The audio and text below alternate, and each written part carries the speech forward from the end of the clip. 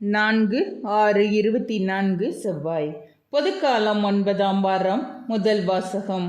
புதிய விண்ணுலகும் புதிய மண்ணுலகும் வரும் என நாம் எதிர்பார்த்து கொண்டிருக்கிறோம்.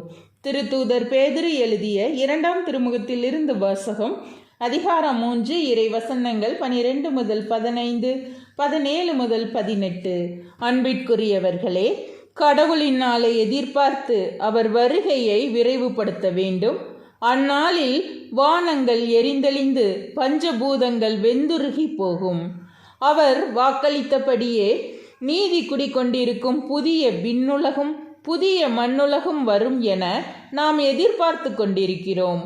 ஆகவே அன்பார்ந்தவர்களே, இவற்றை எதிர்பார்த்திருக்கும் உங்களை அவர் மாசுமறு அற்றவர்களாய் நல்லுறவு கொண்டவர்களாய் காணும் வகையில் முழுமுயற்சி செய்யுங்கள். நம் ஆண்டவரின் பொறுமையை மீட்பு என கருதுங்கள். அன்பார்ந்தவர்களே, நீங்கள் இவற்றையெல்லாம் ஏற்கனவே அறிந்திருக்கின்றீர்கள்.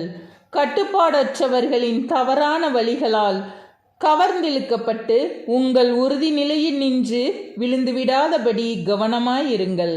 நம் ஆண்டவரும் மீட்பருமான இயேசு கிறிஸ்துவின் அருளிலும் அறிவிலும் வளர்ச்சியடையுங்கள். அவருக்கே இன்றும் என்றென்றும் மாட்சி உரித்தாகுக. ஆமென். ஆண்டவரின் அருள் வாக்கு. இறைவா, உமக்கு நன்றி.